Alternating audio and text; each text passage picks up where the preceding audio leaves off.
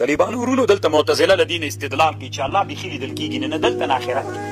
نو موږ طالبانو د دې آیات جوابونه ډېر دي. طالبانو دوه جوابه به زه لاندې وکړم. یو جواب دا د طالبانو لا تدرکو الابصار احاطه نسي.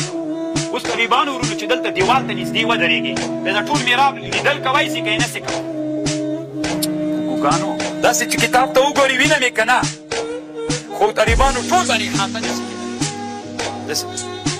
الله مونږ وینو احاطه نسو دا یې مطلب. یا طالبانو ورونو بل جواب دا ده چې دلته دا الابصار کې لا تدرک الف لام استغراقي ده. طالبان لا تدرکو الابصار هر فرد له افرادو د سترګو نه د الله ادراک نسي کولی.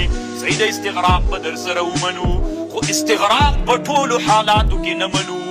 لا تدرکه الابصار هر فرد له افرادو د سترګو نه په دنیا کې الله نسي لیدلی. اما په آخرت کې خو له دې نه نفی نه راځي. هر فرد له افرادو د دنیا هر فرد له افرادو د انسانانو نه الله په دنیا کې نسي لیدلی. نو دې نه خو دا نه معلومېږي چې استغراق دې په ټوله زمانو په ټوله امکنو کې هم راځي.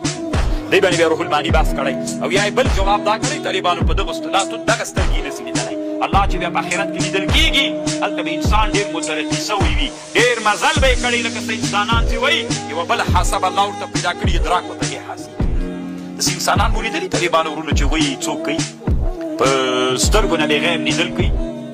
پرون د وحدة الوجود عقیدې ولا چې دا ټول انسانان کالعدم لیدل یو وجود لیده طالبانو هغه بله حاسه وکړه د بلې حاسې خبره. قد جاءكم بصائر تاسي تراغلل دلائل لطرف دربنا فمن ابصر كچا داولدل بصيرتو پند ترواخست فلنفسي گټه نفس تدا ومن عمي فعليها وما انا عليكم بحفيظ زنیم پتاسی نگهبان وكذلك نصرف الآيات ام دغسی منگ اڑو آیتنا وليقولو چی اوائی درستا دا علم زده کړی دا قرآن دی له بل چا نه زده کړی ولنبینه لقوم یعلمون.